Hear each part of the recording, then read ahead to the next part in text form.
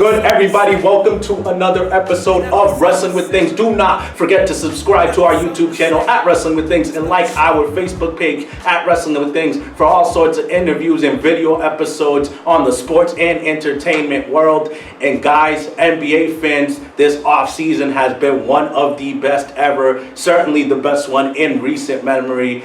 Almost every team has a dynamic 1-2 punch. So Sammy, with all this craziness in the off season, it's crazy. Who would you say is your favorite new dynamic duo, or your favorite dynamic duo in the NBA going into next season? This is probably gonna shock a little bit of people because this is a team that I personally really wasn't liking too much over the last few years. But I'm actually gonna go with a team that bounced back even though everything looked over and pretty much lost, which is the Golden State Warrior duo. Because I didn't expect that. I really didn't expect that. Because everybody thought it was over for them, but picking up D'Angelo Russell is something that's gonna actually, I think, is gonna shock people a lot. I still project this team to be a top 5 team because now you have Steph in a position where he can go back to 2014 stuff, dropping 30 on pretty much every single team, being dynamic as possible, and you got D'Angelo Russell who's getting better every single time he touches the floor. And he averaged like about 22 points last year, so I believe that will go up with Klay not here yet, and Draymond getting worse. I believe that will go up. So if you have Curry putting up 30 and him putting up about maybe 24 to 25, I still see that as a dynamic duo.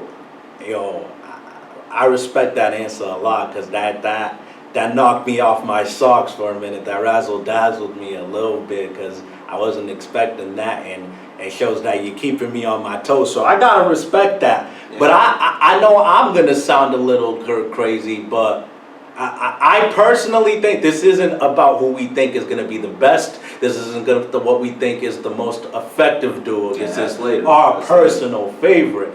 And I got to say, out of all the new ones that have been formed, I think another really under the radar and really strong one for the next 2 to 3 years is really going to be Mike Conley Jr. and Donovan Mitchell in Utah. I sincerely think that he was almost the exact backcourt mate that Donovan Mitchell needs for the next few years. Unselfish, you could plug him into any team. He's a little on the older side. He's in his early 30s. I think he's like 31. But he's very unselfish. He's still one of the better point guards in the league. He bounced back from his injuries and had like 20 plus and at least 6 assists. I think as long as he beats Mike Conley, which he most likely will be because he's still got prime years left, that's going to take Utah to another level because they got depth, they got a reliable system, and they got a reliable coach. So I really think Mike Conley and Donovan Mitchell are going to become one of the better backcourts in the NBA. I like that team, but Mike Conley is still a little bit of a question mark to me because that last injury did keep him out for pretty much like almost a whole entire season, and we didn't really get to see a whole lot of him on the Grizzly court before he got traded. So I still have a question mark on that part. He bounced back this year a fair amount. He did a fair amount, but it hasn't been a full stretch of a season. You see what I mean? We see what I mean? So that it's just that little bit of a question mark. I'm confident he will be Mike Conley.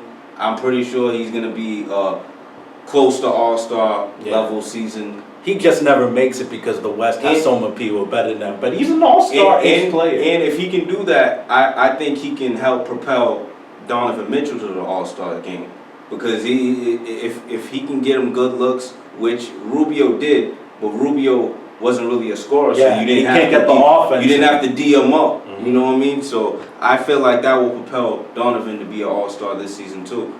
Yeah, but especially if they start racking up wins. I have them as a top 4 seed. I do. I think top 4? I think they got deeper. They were already pretty deep, but they got Bojan Bogdanovic, a knockdown shooter. They got Mike Conley. They got Ed Davis, who's another underappreciated rim protector and defensive player. I mean, you got Gobert and Ed Davis. Like, defensively, they were already a top defensive team, and now they got a little bit better shooting and offense. I think they're going to get regular season wins. They ain't going to do much in the playoffs. Don't get it twisted.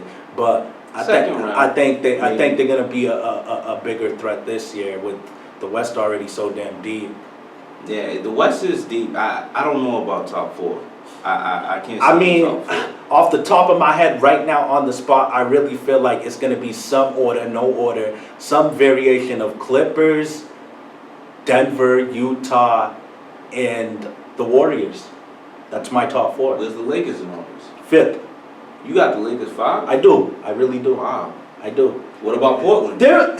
The Lakers, don't get me wrong, the Lakers, I don't want to get too far off topic, but the Lakers had a great offseason. I like a lot of the players they signed, but they got a lot of specialists, guys that just do one thing. Like Danny Green, he just shoots, and sometimes he'll hit 7 threes, sometimes he'll get just 2 points and he'll disappear. He always defends, though. Of course, I love Danny Green a lot, but he's a specialist. Yeah, but Boogie Cousins is going to be a little healthier, but I think he's going to really hurt their defense. You clearly can't play him in big down the stretch minutes. Rondo's a shell of himself. I know, I respect the man's IQ and everything, but he just passes. He hurts their floor spacing anytime he's on the floor. So I think their role players have some question marks, but I like their team. What about Kuz? You don't think he takes a leap? I think he plays well, but I don't think he takes a leap. I think he plays effective, but his numbers might slightly dip just because.